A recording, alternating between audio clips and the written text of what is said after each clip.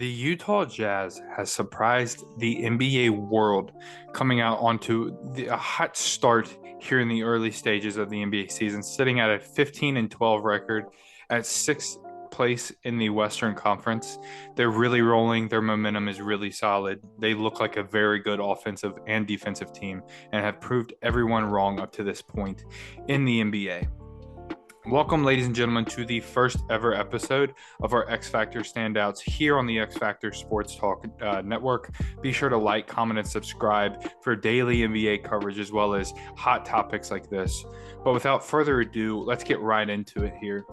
Like I said, the Utah Jazz have been rolling. Their offense is very, very solid. At different points in the season, they've been top 10 in offense and defense in the league. You look at guys like Jordan Clarkson, who I wrote off the beginning of the season. I thought that he was just kind of like a hot streak kind of guy. He was going to go out and take a bunch of bad shots. He wasn't going to be very efficient, especially into a new starting role for this Utah Jazz team.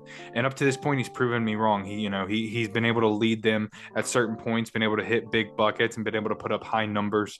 And obviously, without a doubt, the main focus in Utah has been Lauri Markkanen. Lauri Markkanen has stand out very solid so far up to this point. Really rolling, going off for big nights, putting on highlight plays, and ultimately being the go-to factor for this Utah Jazz team to help them up to this point to 15 wins, probably about 10 more than anybody would have predicted them to have to the start of this season up to this point. But you look at guys like Jordan Clarkson and Lauri Markkanen, and even a guy like Michael Conley, Colin Sexton, they get a lot of credit. They get the name called a lot. They get a lot of, even a guy like Malik Beasley, who stepped off the bench and played really well for them. Don't get me wrong. All these guys have played a big factor, in to winning up to this point, as well as Coach Will Hardy. But what if I told you there is an unsung hero in Utah, which has helped this Utah Jazz team a whole lot? A guy that stands out, who he's never going to be on the highlight reels. He's never going to be on the stat sheets for a big night on the scoring column or anything like that.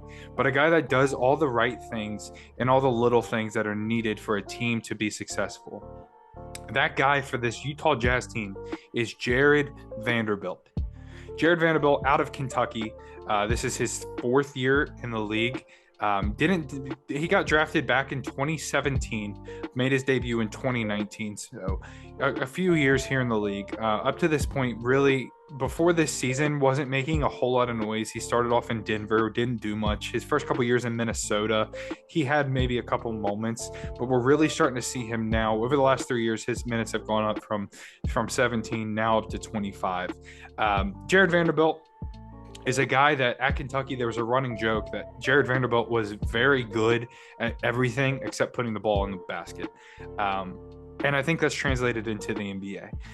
If you look at Jared Vanderbilt's stats right now, he's averaging 8.4 points, 8.1 rebounds, 3 assists, and 1.1 steals on the season.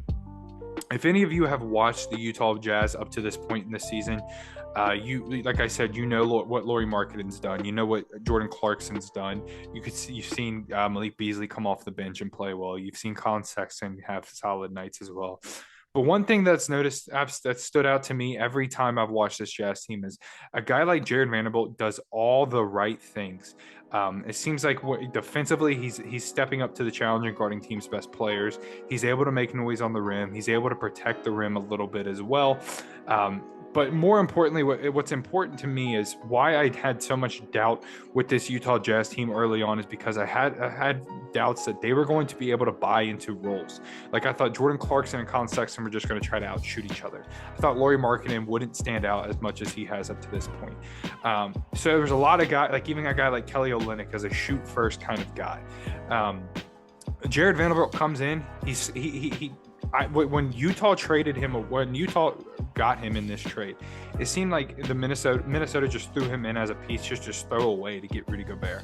And I thought that could come back and haunt them because they do need a guy like Jared Vanderbilt, especially off their bench, a guy that's willing to do the dirty work and defend multiple positions. They don't really have that right now. So when he went to Utah, I thought, if anything, because I didn't think this Utah Jazz team was going to be any good, I thought that many teams were going to be on his radar. He was going to be on a lot of teams' radar to go after, because he, like I said, he's a guy that he buys into a role and is willing to do all the dirty work. You see him sit down on defense and play very solidly. We've seen him expand his game now. He's able to hit a couple threes a game, spread the floor just a little bit. But more importantly, he buys into the role. He knows he's not going to be a scorer. He knows he's not going to go out there and put up 25 points a night. He knows he's not going to light up teams offensively. He goes out there, he's scrappy, he defends, and he's willing to put his body on the line for this Utah Jazz team. And I really do believe that if it wasn't for Jared Vanderbilt buying into this role and stepping into the starting lineup and coming off the bench, not being secure in one spot, starting, coming off the bench, whatever it is, if he wasn't so willing to buy into that and wasn't so willing to play his game and play it the correct way, that we would not see this Utah Jazz team be as successful as they have been. I do believe that Jared Vanderbilt has a spot in this league for a long time. He's a guy that doesn't need the ball. He's a guy that doesn't need to do too much. He doesn't need shots. He just goes out there and does what he needs to do, what he knows he's really good at, and he's going to be in this league for a long time. He's going to be able to defend 1 through 5. He's going to be able to consistently develop his jump shot like we've seen up to this point, and he's going to be consistent on the boards. That Jared Vanderbilt is a guy that every team needs, and that is why he is my X factor for this surprising Utah Jazz team. So I want you guys to let me know down below. If you guys have watched this Utah Jazz team, let me know what you think of their success up to this point, and let me know what you guys think of Jared Vanderbilt and if he is this X factor for this team, and if he isn't, who is. So we appreciate you guys. Stick around for more videos from every single team in this NBA season, who their X factor is. Until then, we will see you all next time.